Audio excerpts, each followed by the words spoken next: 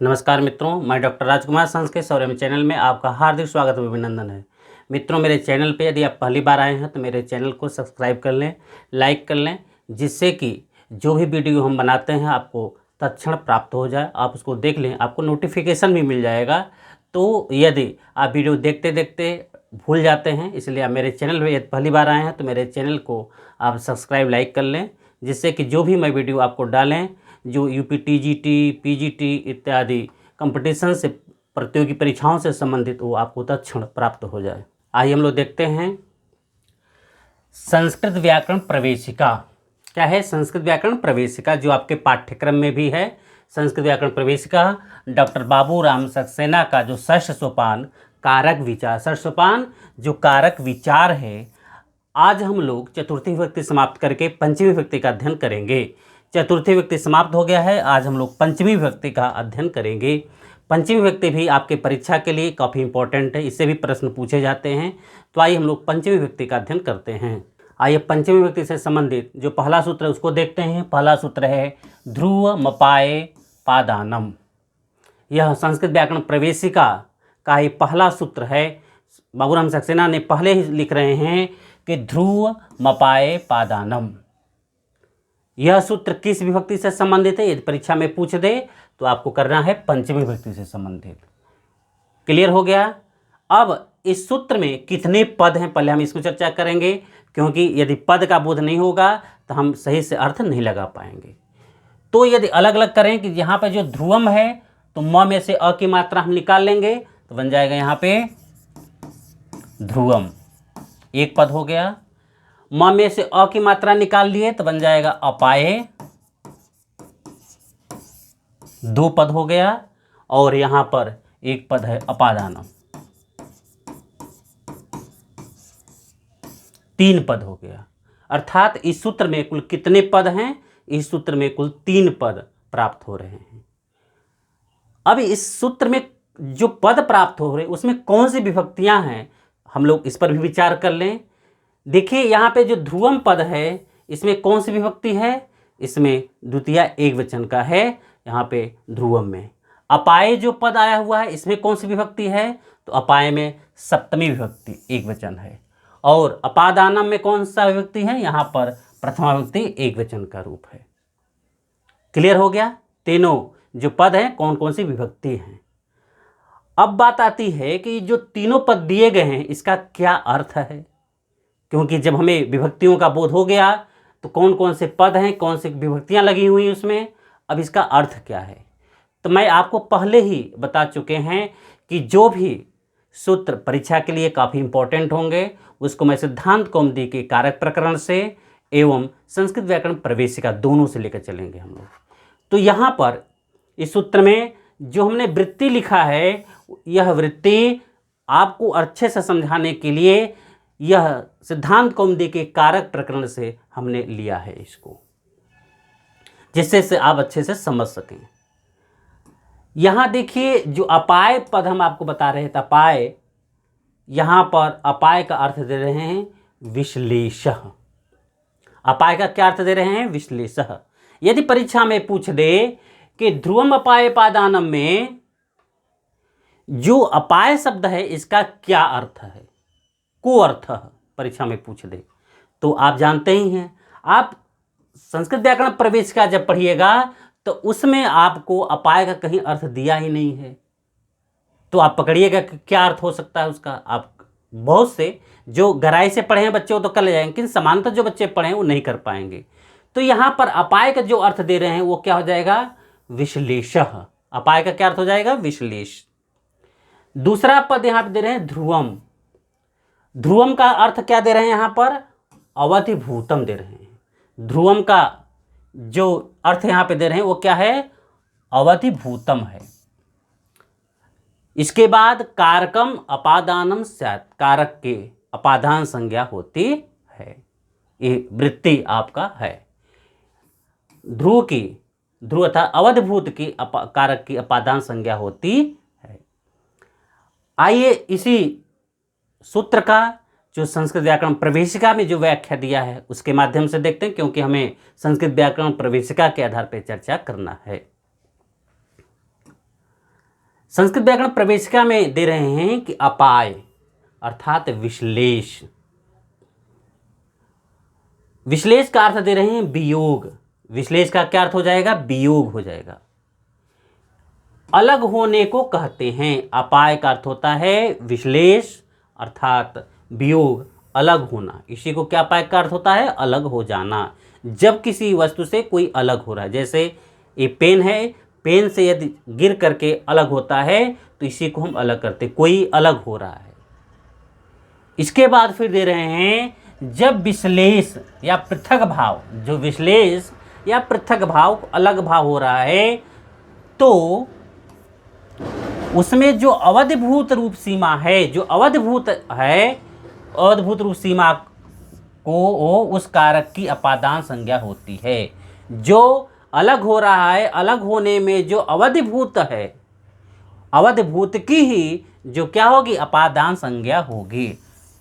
अर्थात जो सूत्र में परीक्षा में पूछ दे कि अपादान संज्ञा किस में होती है, ध्रुवम पाय अपादानम में अपाय अपादान संज्ञा होगी, वह किस पद में होगी, क्या ध्रुवम में होगी कि अपाय में होगी। परीक्षा में आपसे पूछ दे कि ध्रुवम अपाय अपादानम इत्यस्मिन् सूत्रे अपादान कुत्र भवति, तो कुत्र भवति तो कहते हैं ध्रुवे भवति, ध्रुव में होता है, अपाय में नहीं होता है। कह क्या रहा है, केवल ये सूत्र कह रहा है कि अपाय अर्थात विश्लेष, जब कोई चीज किसी से अलग होती है, जब कोई चीज किसी से अलग होती है, उसमें जो ध्रुव है, जो अवधिभूत है, उसी की अपादान संज्ञा होती है। क्लियर हो गया यहां पे। अर्थात विश्लेष अलग होना जहां से बताया जाए, जहां से कोई वस्तु अलग हो रही है। अर्थात जो पेन है कहां से अलग हो रहा है, हाथ से अलग हो रहा है, तो ये जहां से बताया जाता है उसकी अपादान संज्ञा होती है। जहां से अलग होता है, जैसे हाथ से अलग हो रहा है तो ये ध्रुवम क्या है, अवधिभूत क्या है, ये हाथ है, तो हाथ की क्या हो जाएगी, अपादान संज्ञा हो जाएगी। अब इस सूत्र में जो पद आए हुए हैं उस पर थोड़ा विचार कर लेंगे हम, जो परीक्षा के लिए काफ़ी इंपॉर्टेंट है। तो यहाँ तक आप लोग समझ गए होंगे कि जो अपादान संज्ञा होती है वो किसकी होती है, अर्थात अपाय विश्लेष होने पर जो अवधिभूत है, जो ध्रुव है, जो अवधिभूत है, उसी की अपादान संज्ञा होती है। इस सूत्र में आए हुए जो परीक्षा के लिए काफ़ी इंपॉर्टेंट है, जहाँ से क्वेश्चन पूछे जा सकते हैं, उस पर भी हम परीक्षा की दृष्टि से थोड़ा चर्चा करेंगे। करें कि सूत्रस्थ जो ध्रुव पद है, क्या है, सूत्रस्थ जो ध्रुव पद है, ध्रुव पद में जो करें जो ध्रुव पद है इसका क्या अर्थ है, कैसे बना हुआ है, इसकी व्युत्पत्ति क्या है। तो करें कि ध्रुव गतिस्थः, क्या दे रहे हैं, ध्रुव गतिस्थः, यह धातु है, इस धातु से क प्रत्यय लग जाएगा, इस धातु से क्या लग जाएगा, इस धातु से क प्रत्यय लग जाएगा। ईगुपधा प्रिय क्रिया सूत्र है, उसी से यहाँ पे क प्रत्यय आ गया। क प्रत्यय बन होने से यहाँ क्या बन गया, ध्रुव होने से ध्रुव बना हुआ है। क्या बना हुआ है, ध्रुव। यदि परीक्षा में पूछ दे कि ध्रुवम पद में कौन सा प्रत्यय है, तो आप जानते रहिएगा कौन सा प्रत्यय है, क प्रत्यय है। इस यहाँ पर इसका जो अर्थ ले रहे हैं, किसका, जो ध्रुवम का अर्थ ले रहे हैं वो क्या ले रहे हैं, अवधिभूत लिया जाएगा। क्या लिया जाएगा, अवधिभूत, क्योंकि जो ध्रुव का अर्थ है वो अचल भी होता है, अचल जो होता है वो स्थिर, अचल ये भी होता है। किन यहाँ पर केवल हमें इसका अर्थ क्या लेना है, अचल न लेकर के अवधिभूत लेना है। क्लियर हो गया। क्यों लेना है, कह रहे हैं कि इसी से संबंधित एक उदाहरण यदि हम नहीं लेंगे तो कहाँ समस्या आ जाएगी। देखिए, कह रहे हैं कि धावतः अश्वात पतति, एक उदाहरण है, यदि हम नहीं लेंगे क्या ध्रुव का जो अर्थ अवधिभूत, तो क्या समस्या आएगी। कह रहे हैं कि धावतः अश्वात पतति, दौड़ते हुए घोड़े से पतत में गिरता है।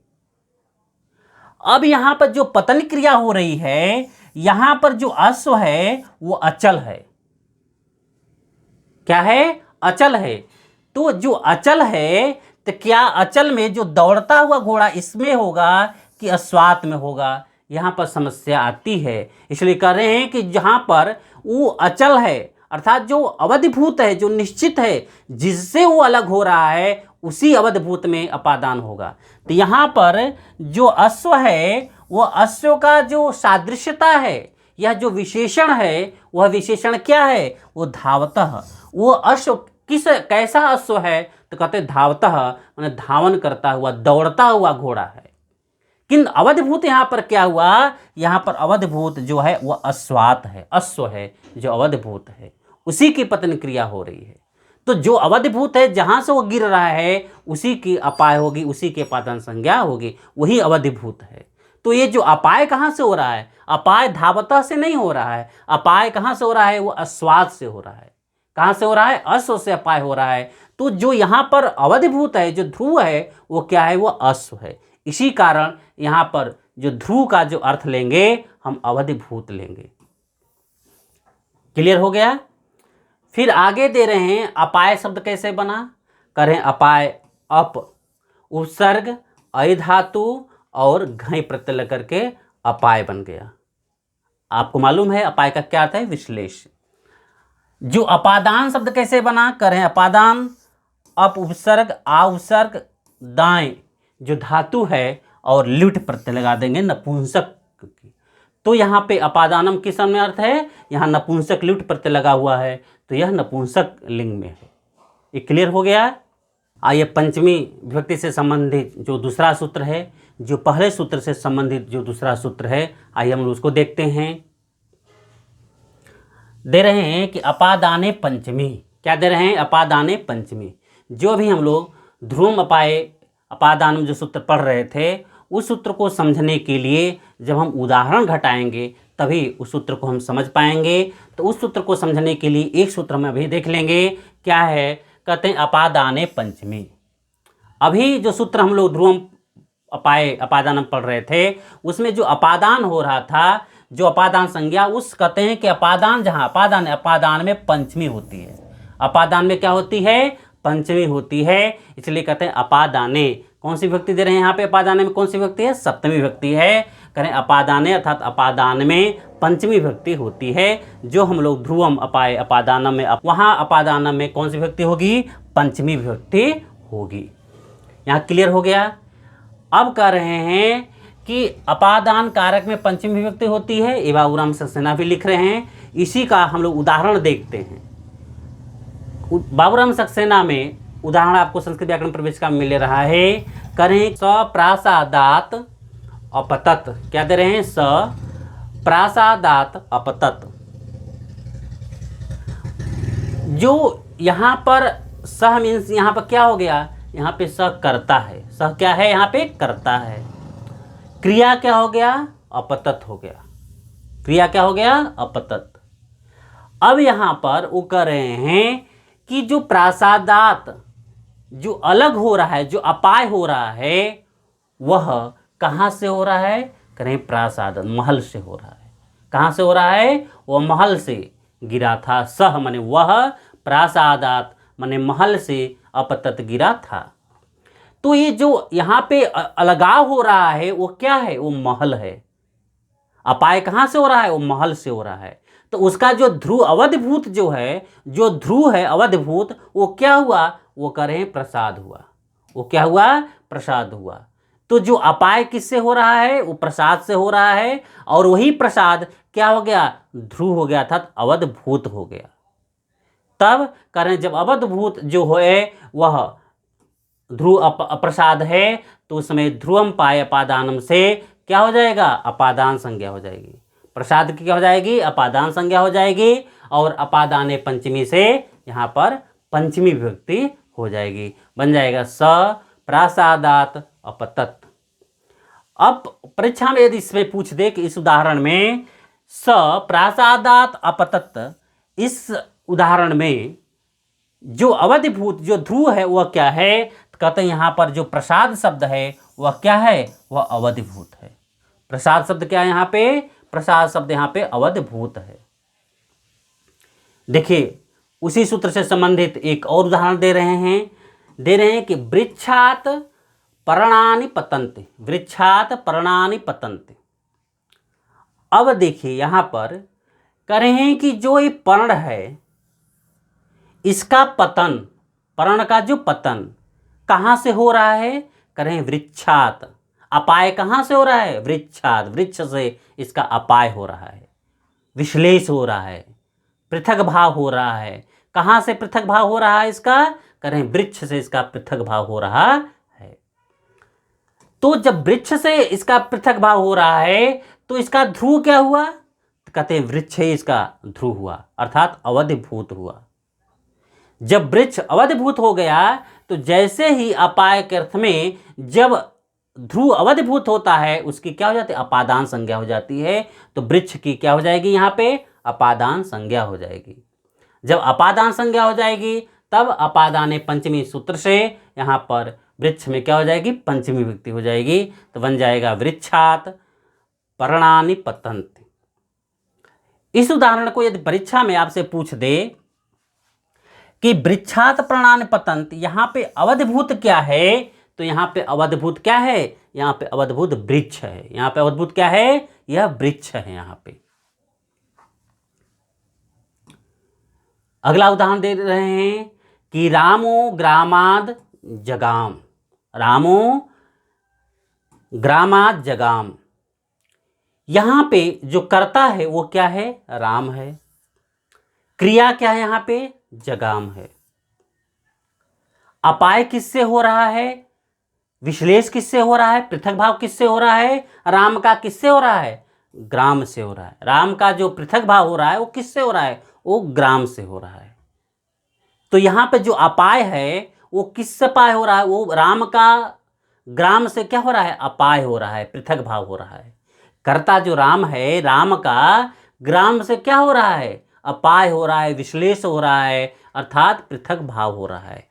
तो जो पृथक भाव हो रहा है, जहाँ से पृथक भाव हो रहा है तो कहाँ से, वो ग्राम से पृथक भाव हो रहा है। तो ग्राम क्या हो गया, ध्रुवम हो गया। ग्राम क्या हो गया, ध्रुवम हो गया। वही ध्रुवम अवधिभूत है, वही ध्रुवम क्या है, अवधिभूत। यहाँ पर जो ग्राम शब्द है वो क्या हुआ, अवधिभूत हुआ। इस प्रकार से जो अवधिभूत ग्राम है तो इसकी क्या हो जाएगी, ध्रुवम अपाय अपादानम सूत्र से अपादान संज्ञा, और अपादाने पंचमी सूत्र से इसमें कौन सी विभक्ति हो जाएगी, पंचमी विभक्ति हो जाएगी। तो बन जाएगा यहाँ पे आपका रामो ग्रामाद जगाम। क्लियर हो गया।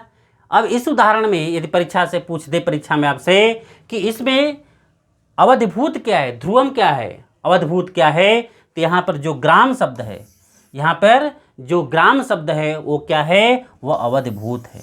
ग्राम शब्द क्या है, यहाँ पे अवधिभूत है। इस प्रकार से आपको ये तीनों उदाहरण को देख लेना है परीक्षा में और आप घटा लेना है। यदि परीक्षा में पूछे इसमें से कि इसमें ध्रुवम क्या है तो आप जानते रहिएगा ध्रुवम क्या है, अवधिभूत क्या है, किस उदाहरण में कौन सा है। और सूत्रों को भी हमने एक एक पद करके आपको अच्छे से स्पष्ट कर दिए हैं जो परीक्षा के लिए काफ़ी इंपॉर्टेंट है। इसी से पहला सूत्र है पंचमी विभक्ति का। जब चतुर्थी विभक्ति हम समाप्त करके पंचमी में आए तो ये जो सूत्र हैं आप चतुर्थी तक अध्ययन कर लिए होंगे, आपको नए नए काफ़ी क्वेश्चन मिले होंगे। इस सूत्र को जब भी अध्ययन करिएगा इसमें भी आपको नए नए काफ़ी उदाहरण मिलेंगे। आपको करने के लिए नए क्वेश्चन जैसे घुमा के परीक्षा में पूछेगा उसको भी आप कर ले जाइएगा। धन्यवाद।